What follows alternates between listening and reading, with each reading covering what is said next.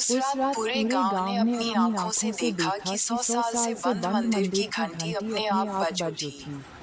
लेकिन सुबह जब लोग वहां पहुंचे, तो मंदिर के अंदर किसी इंसान के पैरों के ताजा निशान थे। आखिर आधी रात को वहां कौन गया था? इस रहस्य का सच आपको अंत तक चौंका देगा। हिमालय की पहाड़ियों के बीच बसे एक छोटे से गांव देवगढ़ में एक प्राचीन मंदिर था। गांव वाले कहते थे कि उस मंदिर में भगवान की नहीं, बल्कि एक ऐसे रहस्य की रक्षा होती है जिसे जानने वाला कभी पहले जैसा नहीं रहता। करीब 100 साल पहले एक धनी जमींदार अचानक गायब हो गया था। उसके बाद से मंदिर बंद कर दिया गया। तब से हर अमावस्या की रात मंदिर की घंटी अपने आप बजती थी। किसी ने कभी अंदर जाने की हिम्मत नहीं की। समय बीतता गया। एक दिन शहर से विवेक नाम का पत्रकार उस गांव में पहुंचा। उसे रहस्यमयी घटनाओं की सच्चाई खोजने का शौक था। उसने गांव वालों से पूछा, क्या किसी ने अपनी आंखों से भूत देखा है? सबने एक ही जवाब दिया, नहीं। लेकिन जिसने भी सच जानने की कोशिश की, वह डरकर लौट आया। विवेक मुस्कुराया। उसे लगा ये भी एक अंधविश्वास है। उसने तय किया कि अमावस्या की रात वह मंदिर के अंदर जाएगा। रात के ठीक 12 बजे आसमान में बादल छा गए। तेज हवा चलने लगी। अचानक टन टन टन मंदिर की घंटी अपने आप बज उठी। विवेक ने कैमरा चालू किया और धीरे धीरे मंदिर का दरवाजा खोला। अंदर घुटपा अंधेरा था। दीवारों पर पुराने चित्र बने थे। बीच में एक विशाल पत्थर की मूर्ति थी। तभी उसे लगा जैसे पीछे कोई चल रहा हो। वह तुरंत मुड़ा, लेकिन वहां कोई नहीं था।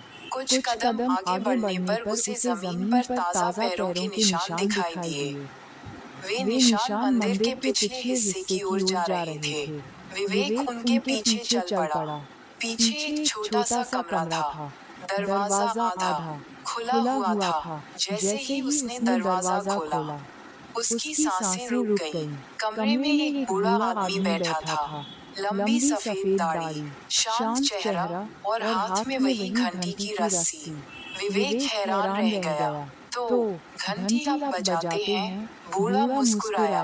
हाँ, पिछले 40 साल से, विवेक बोला। लेकिन पूरे गांव को लगता है कि यहाँ भूत है। बूढ़े ने गहरी सांस ली। यही तो मैं चाहता था। फिर उसने एक पुरानी लोहे की पेटी खोली। उसमें पुराने कागज, नक्शे और कुछ सोने के सिक्के रखे थे।